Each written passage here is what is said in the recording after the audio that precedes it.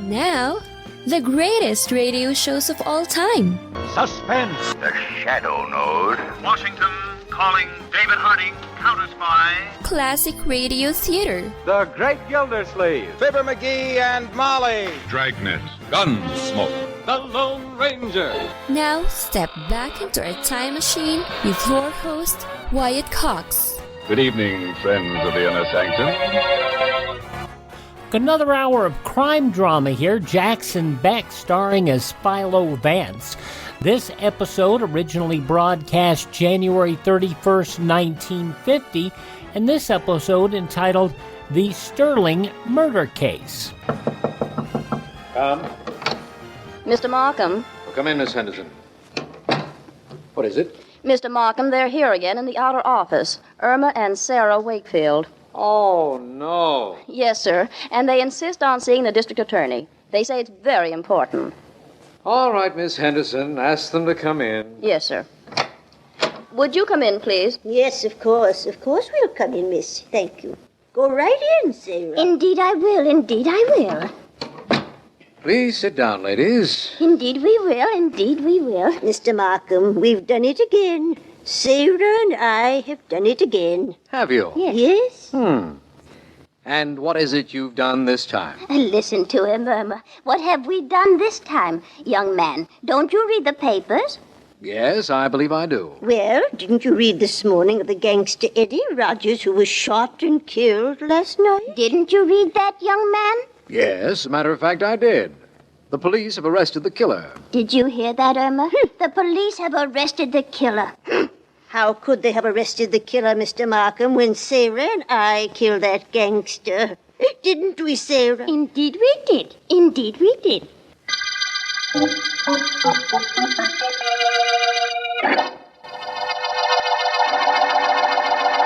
I just had to call you up and tell you about it, Vance. The two old girls were so serious about thinking they murdered Eddie Rogers, I had a hard time convincing them that they didn't. I'm not sure I understand about them, Markham. It's simply this. They're both spinsters, have no family we know about, and they sit at home and worry about all the evil men in the world. Then they pick out some public enemy and concentrate on his death. In the event that a gang bullet ends that gangster's career, they come in to confess.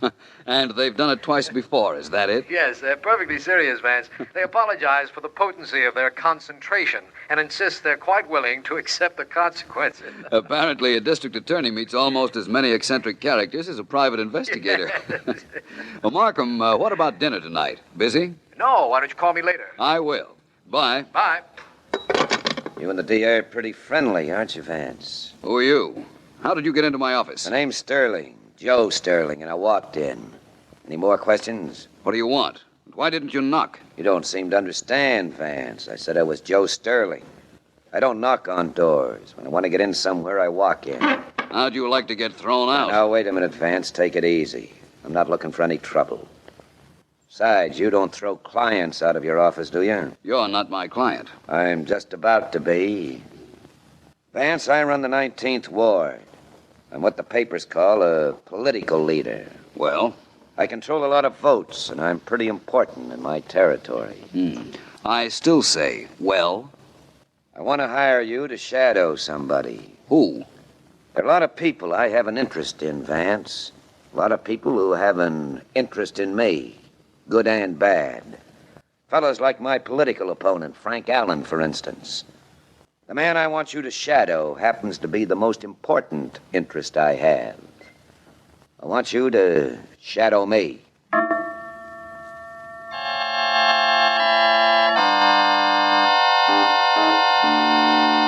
Let me see now. In the 5th Ward, we're a cinch. We figure to cop the 6th, and we'll hold our own in the 7th. That doesn't sound too bad. If you do your part in the other districts, I'm liable to be elected at that. Well, that's just the point. Joe Sterling controls the other districts, and I mean controls. People in those districts would vote for a cow if he was in back of the cow. It's no good, Edgar. Not the way it stands, I'll grant you that, but we can do something about Sterling, can't we? Any suggestions? Oh, I'm not supposed to think. I'm just the candidate for office, Frank. You're the one with the brains, so I've been told. Don't get sarcastic, kid. Look, you've got everything in your favor. Public sentiment, for one thing. The orphan boy who studied at night and worked 18 hours every day to get through law school. You're young, good-looking. But that's not enough. And so you keep telling me you're my campaign manager. Don't you have anything to suggest so we can lick Joe Sterling and win his district? The only thing I can tell you is his people will vote the way he wants them to as long as he's alive. Well, why can't something be done about that?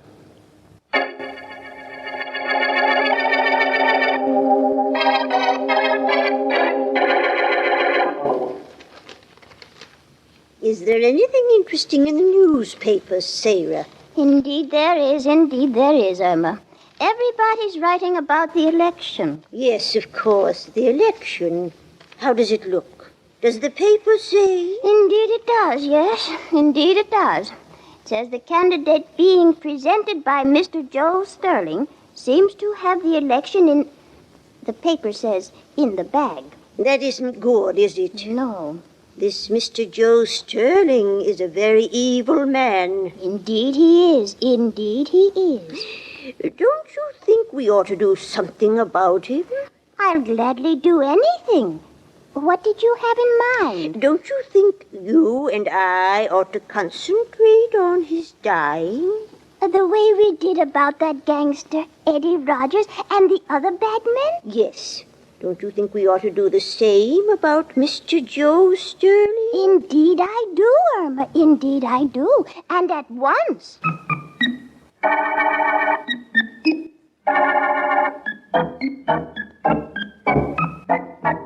No, I don't think so. No, I'm going down to check my districts.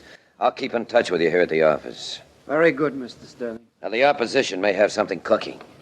You keep your ear to the ground, see that I'm kept posted, Danny. Yes, sir. I'll call you in an hour. You better leave this door open so you can see your way down the stairs, Mr. Sterling. The light in the hall is out. Good enough.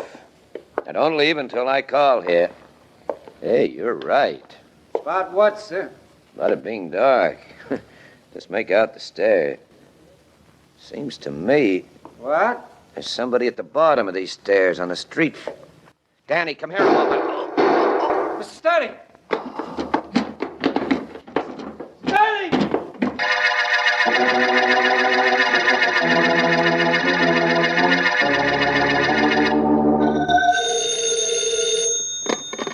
Philo Vance speaking. Markham Vance. We've got a murder. Well, that shouldn't be hard for you to solve. The Wakefield sisters ought to be in to confess the crime as soon as they read about it in the papers. Please, Vance, this is serious. The dead man was rather important politically. He was Joe Sterling. Oh. Well, Markham, he thought he was going to be killed. And he thought he knew who was going to kill him. Who was that? Frank Allen. Oh, campaign manager for Edgar Lessing, eh? Yes. Allen and Sterling were pretty bitter rivals. After what you've told me, I think I'd better have Sergeant Heath pick him up. I wish you'd wait an hour or so, Markham. I want to see him first. All right, we'll wait an hour. Good. What were the circumstances of the murder? Well, Sterling was found at the bottom of the steps leading to the street from his office. He'd been shot, presumably as he was about to go out the street door. Mm-hmm. The only witness, and he isn't a witness exactly, was Danny Moore, who worked for Sterling. What about him? Well, he was in Sterling's office when he heard the shots.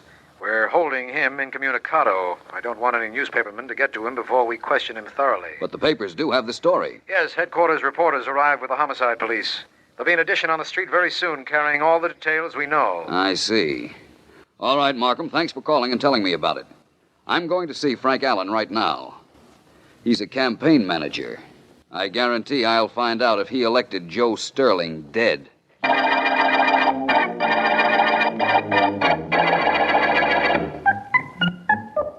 If you want to come with me to see that nice Mr. Markham, Sarah, please hurry. Indeed, I do want to come with you, Irma. Indeed, I do. But I'll only be a moment finishing this collar I'm crocheting. Pretty, isn't it? Look. You're very handy, Sarah. Very handy. Thank you, Irma. And I do want to come with you, so just wait 1 minute and we'll go down to Mr. Markham's office and tell him that we killed Mr. Joe Sterling. I'll wait for you. Are you going to wear your new collar? Indeed I am. Indeed I am. I don't want Mr. Markham to see me in this same old dress without something new on.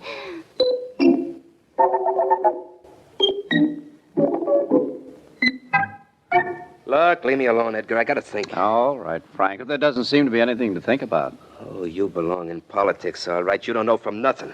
How do we know how the public's gonna take Joe Sterling's death? Isn't it a little late for you to be thinking about that? Wait a minute, you little dope. You're not trying to say... Get your hands off me. Take them off. I'll keep that mouth of yours shut, then. Remember this. Remember it now, and remember it when you're elected, if you're elected. You don't do any talking, you don't do any thinking, you just follow orders. You understand that? I know what you're trying to say, if that's what you mean. That's what I mean. With Joe Sterling out of the way, I think you're a cinch. But you just go through the motions when you get elected. I'll do the thinking. You think you're smart enough to remember that? Yes. Now that you're smart enough to remember that, see if you're smart enough to forget about how important Joe Sterling's removal is to us. Or what I want... Who could that be? What do I know? Go and see. Supposing it's the police. Supposing you had a head on your shoulders. Or is that supposing too much? Never mind. You stay here. I'll go to the door. Stupid characters I get hooked up with. Why don't I turn honest and learn to steal? Yes? Hello. My name is Vance. Philo Vance. Thanks for asking me in. Oh, so you're Vance, huh? I've often wondered what you looked like. And now you know. Aren't you lucky? What do you want here, Vance? I want to see Frank Allen. Well, you've seen him. That's me. Aren't you lucky? Who's the other individual? Oh, wait a minute. I recognize him from those campaign posters all over the city. He's Edgar Lessing, isn't he? I'm very pleased to meet you, Mr. Vance. Look, Edgar, you don't have to shake hands with everybody, just the people I tell you to. Now go on back over there and sit down. When you throw him a bone, does he bark? Okay, Vance, what's up? What are you doing here? I came to find out one little fact, Allen. What's that? I want to know whether you killed Joe Sterling. Is that all you want to know? Mm-hmm. Well, Vance, why, you didn't have to come all the way over here for that. You could have phoned. I'd have been delighted to confess to you over the phone. Cute, aren't you, Allen? That isn't what my mirror tells me. Well, listen to what I tell you. I tell you that Joe Sterling believed you'd try to kill him. And I tell you something else. I tell you that if you did, I'll find a way of proving it. Look, Vance, I don't stand inside a doorway and shoot guys as they're about to walk out in the street. What is your type of murder? I better teach you a lesson. I just better. That's all. A lesson like this. It's not all you have to teach me. You'd better learn something yourself. Come on, get up. You're not hurt too badly. Get up, Allen. Okay. Okay, big man. Now what? Now I repeat what I told you before. That if you killed Sterling, I'll find a way of proving it. And if you do, they'll pin a rose on you, won't they, Vance? Well, I got news for you. If you try, you aren't going to get a rose. You're going to get a whole bouquet. Laid right on your chest.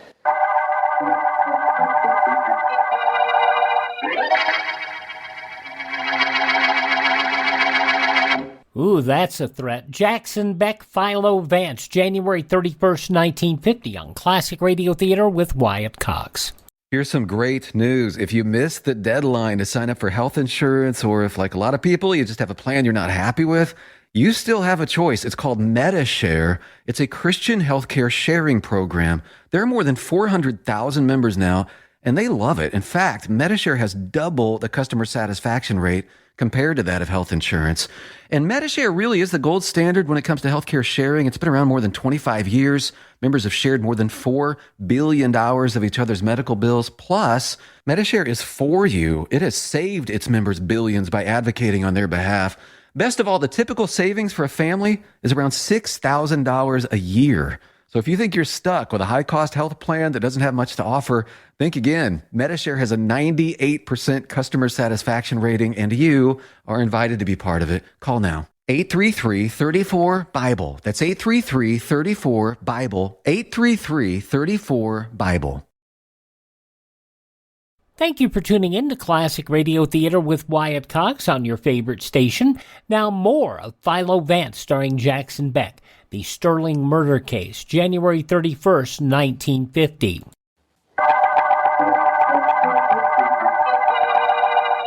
This is District Attorney Markham. The Sterling murder case opened with the finding of the body of Joe Sterling, political boss.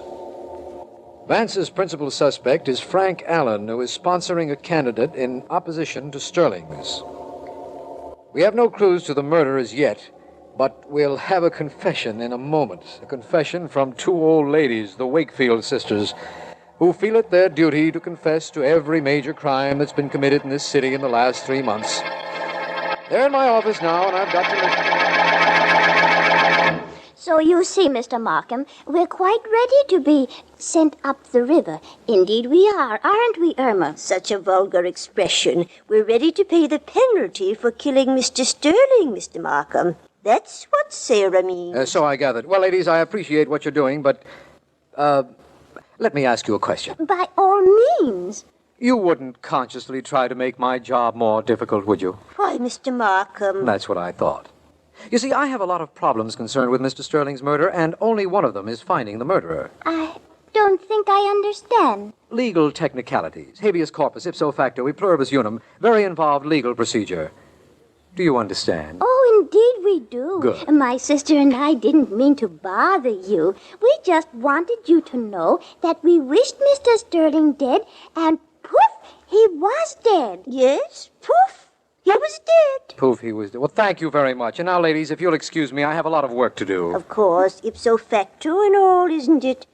Yes. You understand, don't you? Indeed we do. Come, Irma. Goodbye, Mr. Markham. You'll let us know when you want us, won't you? Indeed I will. I mean, of course. Good day, ladies. Good day. Good day. You know, Irma, I don't think Mr. Markham can be bothered with confessed murderers today.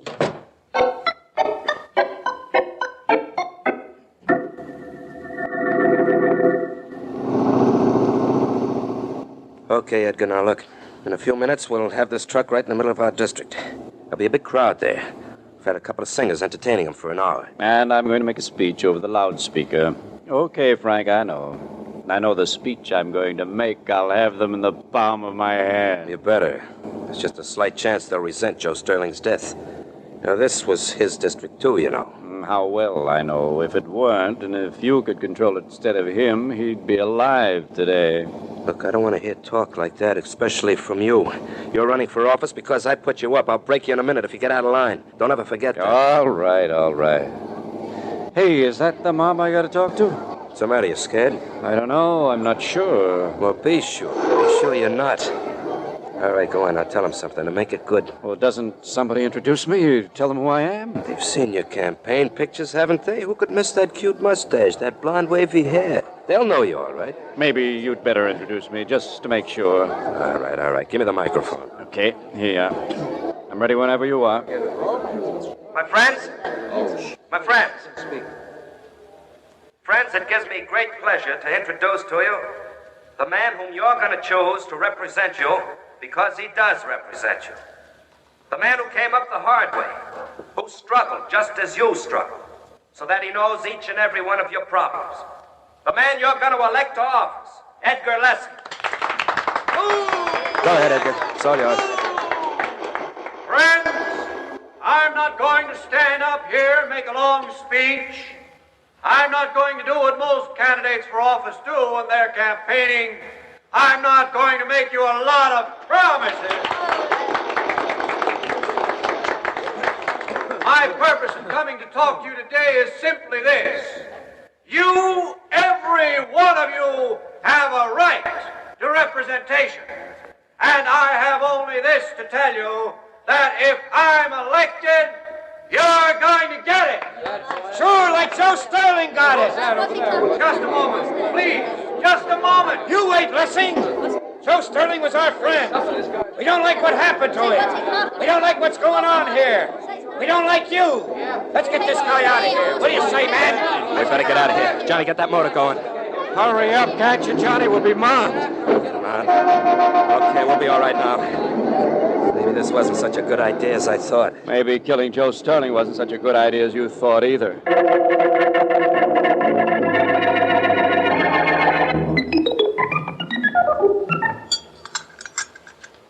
Would you care for another cup of tea, Sarah? Now, let me think. I just don't know. You don't mind if I have another cup? Indeed I don't, Irma. Indeed I don't. He should be here almost any time now, don't you think, Irma? You mean Mr. Vance? Yes. Yes. When he phoned, he said he'd be here at 4 o'clock. And it's almost that now. He's a nice man. I like him. He's wonderful. He's the kind of a man I should have married. No sense getting that particular at our age, Sarah. I think... Oh, that must be Mr. Vance. I'll go. Oh, no, I'll answer the Irma, door. please, I'm the younger sister. I'll go. I'll go fix some more tea in case Mr. Vance would like some. That will be nice. Good afternoon, Miss Wakefield. Yes, indeed it is. Indeed it is. Come in, Mr. Vance, please. Thank you. Where's your sister? Oh, she's in the kitchen. She thought you might like some tea. Oh, she shouldn't have bothered. This is a wonderfully homey room. Well, we try to make it that, Mr. Vance. Irma and I don't have much else. You're sure you wouldn't care for some tea? Positive. Who's that gentleman whose picture's on the wall? That's Uncle Martin. He's been dead for 20 years. And that's a picture of his son over there on the mantelpiece. That's what you were looking at, wasn't it, Mr. Vance? Yes. Fine-looking lad. About 15 when this was taken, wasn't he? I think so. Miss Wakefield, this is kind of a business visit. I hope you don't mind. Oh, indeed we do not. What is it you want to know? Well, now let me see. As I understand it, there have been several murders in this city in recent weeks. You and your sister have confessed to all of them. That's right. Of course we confessed. We killed all of the men. Why? And how? Well, we killed them because they were evil, and we just willed them to death. Irma and I just sat right down and willed them to die, and they did. You did that to Joe Sterling, too? Oh, of course.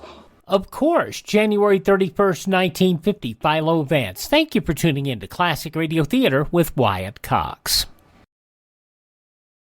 So here's the choice. Some people say the USA is finished. It's evil, a has-been, full of hate and injustice. The U.S. Constitution should be trashed and the Bill of Rights abolished. No free speech, no gun ownership. Competition and free markets are bad. We're all too stupid. For our own good, the government must own everything and know all your secrets. Other people say that America has created the freest, richest, happiest, most generous society that has ever existed in the world. That's why millions of people are desperate to come here and escape their brutal lives in Cuba, Venezuela, North Korea, and 100 other countries. In America, we have the right to succeed, the right to our own living, the right to have a family, the right to believe in God, the right to have our own ideas, the right to be safe and secure, and the right to be left alone. Where do you stand? Help us save the Constitution and restore the American dream. Go to SaveMyFreedom.com. Brought to you by the American Media Council.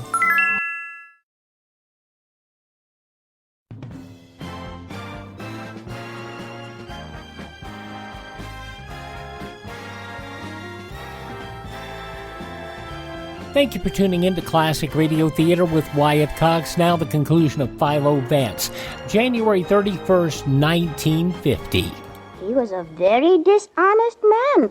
When we read in the papers how he had hurt other people, we just couldn't stand it. So we sat down and willed him to die. And do you know something? At the very moment when the papers said he was killed, Irma and I were sitting right here. Yet we could see him tumbling to his death. Is that so? Yes. Well, Miss Wakefield, you've answered my questions very nicely. I know you told everything you just told me to Mr. Markham previously, but I wanted to hear it. Oh, are you leaving so soon? Yes, I'm afraid I must. I'm a little late. Oh, do you have an appointment with someone, Mr. Vance? Not exactly, although I am going to see Mr. Markham. I'm a little late in solving this case, is what I meant.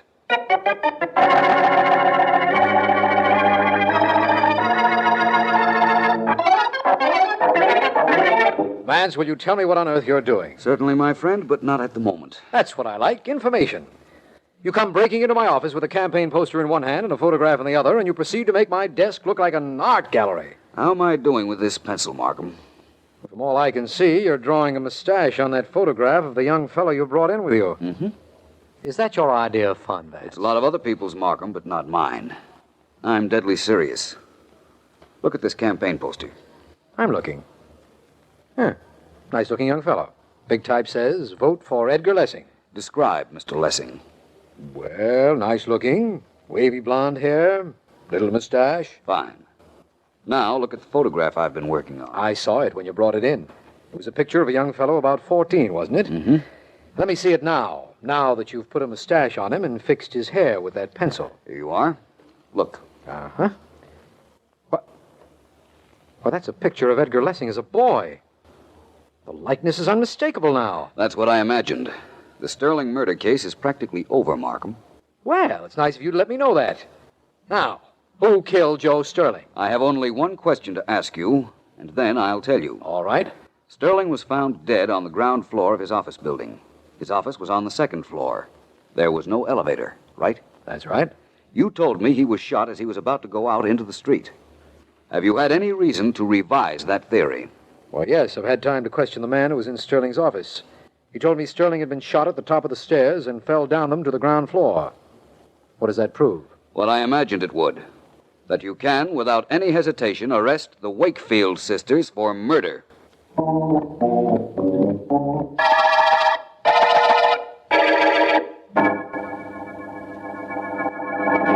I think, Miss Sarah, that you could have gotten away with your very clever plan if you hadn't made one mistake.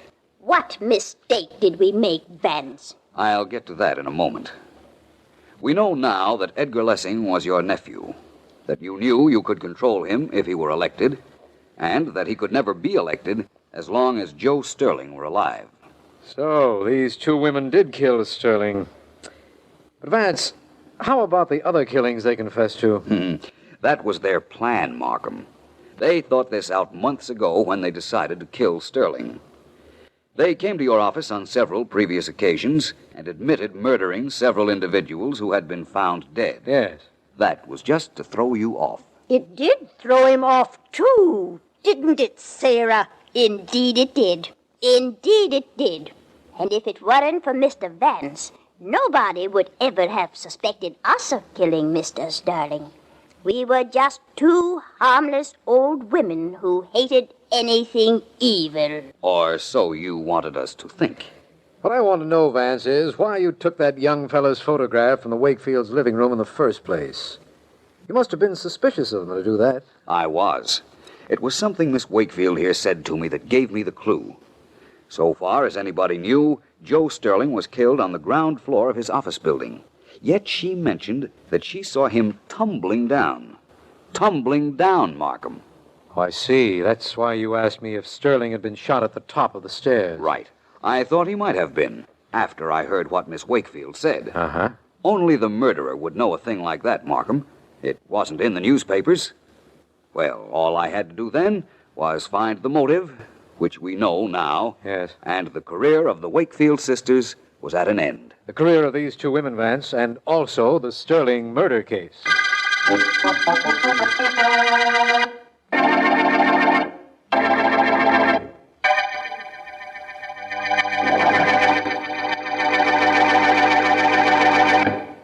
January 31st, 1950, Philo Vance on Classic Radio Theater with Wyatt Cox. Yours truly, Johnny Dollar, is next.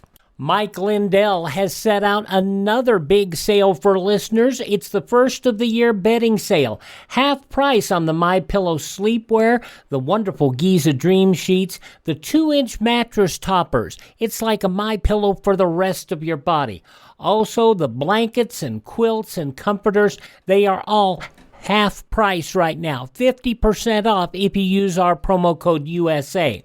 Also, big overstock. If you know somebody who's expecting, the body pillow, it's regularly $120. It's now $39.95. Also, select pillows, couch pillows, and individual towels are deeply discounted. Go to mypillow.com, click on the radio listener square, use my promo code USA, or call 1-800-951-8175. The first of the year bedding sale at mypillow.com. Promo code USA. Now on Classic Radio Theater with Wyatt Cox, part 2 of the 5-part Yours Truly Johnny Dollar story, The Flight 6 Matter. This episode originally broadcast January 31st, 1956. From Hollywood, it's time now for... Johnny Dollar here. Go ahead. Macklin, Johnny. Is Gino around? Yeah, he's over across the slope at the moment. They're getting the bodies out of what's left of the plane. Well, how does it look? Anything new? Nothing we hadn't already guessed. It was an explosion, all right. Dynamite in the baggage compartment. Probably put on board in a piece of luggage. Well, that figures. I've run into something down here in the city along those same lines. What do you mean? The ground crew remembers one of the baggage handlers acting strange before Flight 6 took off last night. A man named Ramirez. What do you mean strange? They say he had one suitcase that he wouldn't let any of the other handlers touch. Put it on the plane himself just before takeoff. Hey, you know anything about tigers, Mac? Tigers? I'm about to tangle with one.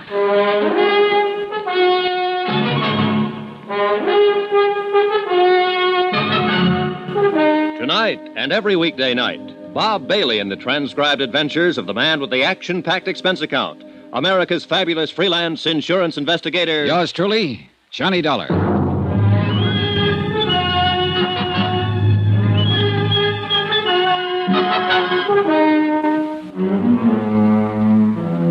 From Special Investigator Johnny Dollar, location Mexico City, to the Home Office Guaranteed Transport Insurance Company, Hartford, Connecticut. Assignment, the Flight 6 matter. Expense account continued. I was taking Gino Romero's word for it that the girl was a tiger. His word and my own instincts. At first glance, she seemed soft, shy, and lovely. Then you sensed a wildness about her, a kind of suppressed violence that brought you up short and made you stop and reappraise her. She leaned against a tree, watching the bodies of the plane crash victims being carried down the slope and placed in the Army Jeep, with no sign of emotion on her face. Cool, detached. She had no reason to be here, and I wondered why she was. The only way I knew of finding out was to ask her. Yes, what is it? You're Marvel Terrence, I believe. That's right, and I've not met you somewhere before. No, but you're about to. My name is Johnny Dollar. I'm an investigator for an insurance company up in the States. I'm sure it must be very interesting work. Sometimes, on some jobs. Other times, it's only dirty and disgusting. Like this time, for instance. Well, we all have our problems. Maybe I can help you with yours, Miss Terrence. Run along, will you? I'm not in the mood. Oh, you amaze me. I think that seeing 10 bodies picked up and hauled away ought to put anyone in a gay, carefree mood. Look, beat it. You came out here sightseeing, didn't you? 20 miles from town? So you must like this kind of thing. I had friends on that plane, Mr. Dollar. So did a lot of other people. But maybe not as good friends as you had. I don't know what you're talking about, and I don't care. E.H. Palmer and Jim Rourke. Were those your friends, Miss Terrence? Now, let's get this straight. I'm not interested in playing footsies or any other game you have in mind. You're wasting your time, Buster. Now get going. Oh, wait a minute. Maybe you've got the wrong idea. This isn't just a social chat. No, you want to help me with my problem. Just one problem. I'm wondering how you're going to spend that $50,000. What? Yeah, that's a fair-sized chunk of money to drop right out of the sky. What are you talking about? What $50,000? The money you'll get from the deaths of your two friends, Palmer and Rourke. What do you mean? Say, tell me, were you with them at the airport last night when Flight 6 took off?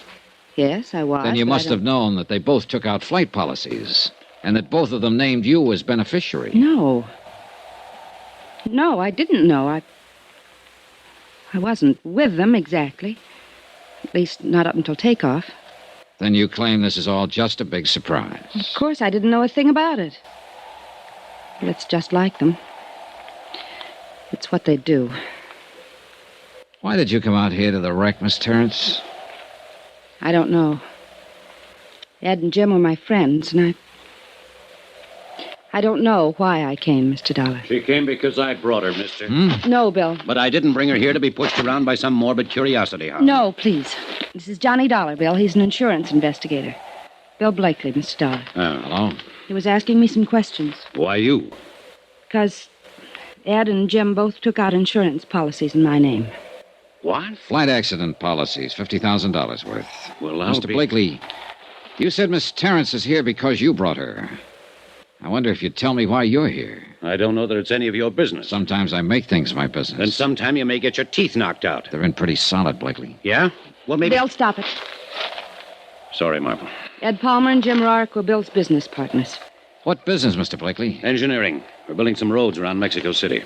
How many partners? Just the three of you? Yes, just... That's right, Dollar. The business belongs to me now.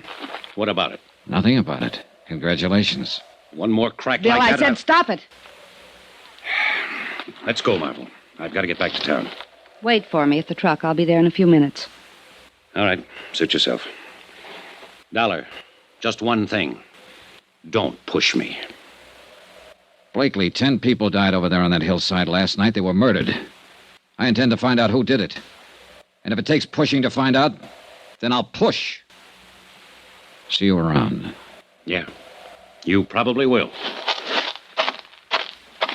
This thing hit Bill pretty hard, Mr. Dollar. You have to make allowances. How long have you known him? A couple of months. And Palmer and Rourke? The same. It's nothing serious, nothing romantic, if that's what you're thinking. It was all just for fun. Was that all it was on their side? Oh, men always claim to be serious. But that's only part of the game. What else do you do, Miss Terrence, beside play the game? That's all. I'm a wealthy orphan, Mr. Dollar, and my only career is drifting around the world playing the game. I'm ornamental, irresponsible, and rather useless. Maybe not entirely useless. Just being ornamental has some importance in this world. So you play too, huh? No, I meant it. I guess I was pretty obnoxious when you spoke to me a while ago. Well, I suppose I asked for it. I'm staying at the Hotel Monte Cassino. Are you? I'd like to see you again. I could teach you the game, Johnny. Well, that's a very attractive offer. Outside of business hours. But you think I'm mixed up in this? No, I'm not sure. Well, think about it, Johnny. You can call me at my hotel. The Monte Cassino. That's where DeLagos is staying. Happen to know him? Ramon? Well, yes, of course. Why? Well, one of the passengers killed in that plane was his wife. Didn't you know? I saw the name DeLagos, but I didn't even know he had a wife. Another? Just for fun? I think you've got some wrong ideas about me, Johnny. Come see me and I'll straighten them out for you. All right. I will. And something else. You'll find it out anyway, so I may as well tell you. Tell me what? I had reservations on Flight 6, too. I was going over to Havana for the weekend. I canceled out at the last minute. I see. Maybe that's why I came out here. To see for myself. I'm not afraid of death. I've tempted it too many times to be. But it does fascinate me. I stood there watching and thinking. Could have been me being carried down that slope. Except for luck. Why did you cancel out at the last minute? I was talked out of making the trip. By whom? Bill Blakely. I watched her swing down the slope, lithe, erect, and lovely. A strange girl, with an air of aloneness about her. An air that I felt would be with her even in a crowd. Strange, but also compelling. Exciting. She might be involved, or she might not. I didn't know. But I was sure of one thing. In either case, I was going to see her again.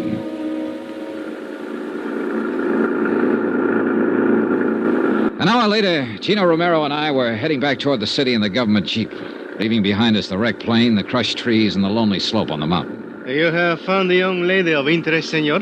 Yeah, I found her of interest. Always she's doing the crazy things. Daredevil, flirting with the eyes, looking for danger. Playing the game, she calls it. Si, senor. Playing the game. Que lástima. It is too sad that 10 persons are not be playing the game now anymore. Oh, it's all right, Gino. I'm not that much under her spell. ¿Qué dice? If she's guilty in any way, I'll pin it on her just as quick as the next one. Oh, but I did It's not all right, mean that... forget it. No, I do not think she's guilty. It is not a thing she would do, and she does not need the money. She's very rich. Do you know that? Everybody says so. Well, that's what I mean. It's worth checking into. Es posible, but I still do not think she would do such a thing. It is too terrible. And she's too beautiful.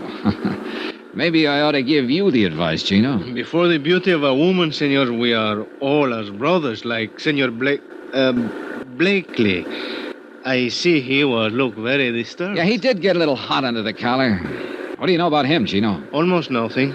He's come here for 3 months now, making the road. And his partners, Palmer and Rourke, were killed in the plane crash. What do you know about them? The same. Nothing. They all arrive together. Always they work together, play together. Then along came Marvel Terrence. True. They were all rivals for the senorita. And there is one thing. What's that? They have the building for the machinery outside the city, the warehouse, you call it. What about it? In this warehouse, they keep much dynamite.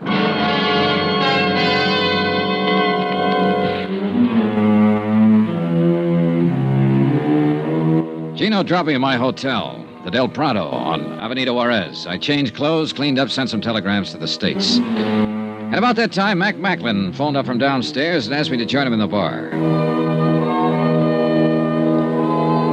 Expense account item 3, $16.40. Drinks and dinner with the Chief Inspector of the Federal Department of Civil Air Transport. And then some more drinks.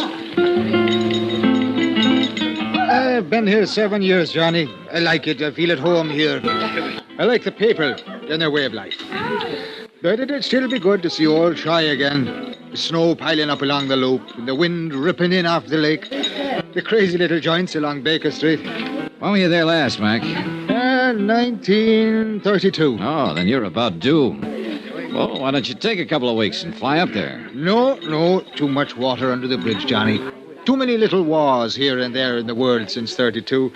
And too often McMacklin was flying in them. On one side or the other. Oh, what of it? Well, you know, Uncle Sam frowns on that kind of thing, Johnny, so we've got a sort of an understanding. I stay the heck away, and he forgets about me. I see. I've got no complaints, actually. I'm doing all right here, but sometimes I sure do get homesick for the old town. Of course, it's probably changed so much that Oh, yeah, yes. Con permiso de telephone, Senor Macklin. Oh, thanks. I plug it in.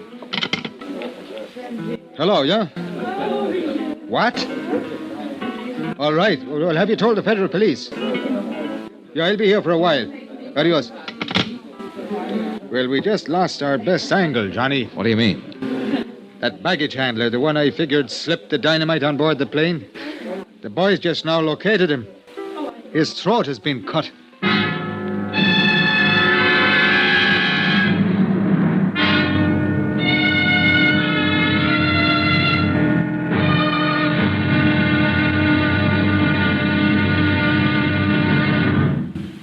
Now, here's our star to tell you about tomorrow's intriguing episode of this week's story. Tomorrow, a bereaved relative lies, a frustrated lover comes up fighting, and a lovely lady in the case just vanishes. Join us, won't you? Yours truly, Johnny Dollar.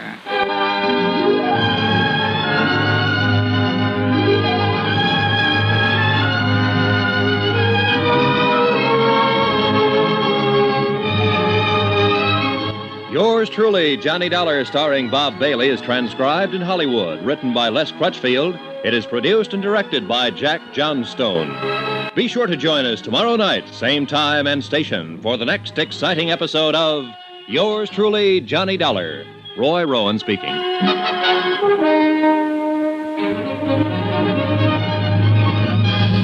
From January 31st, 1956, yours truly, Johnny Dollar, on Classic Radio Theater with Wyatt Cox. Please thank this radio station and support their advertisers. It is our kindness and courtesy that brings us to you each and every time we're here on this, your favorite radio station. Thank them both, please. Also, visit my webpage if you have a moment, classicradio.stream. There you can find all of our social media links. You can learn more about building a classic radio collection of your own. You can hear all of our shows on demand, and you can contact me through classicradio.stream. If you miss a day, you do not have to miss a single show.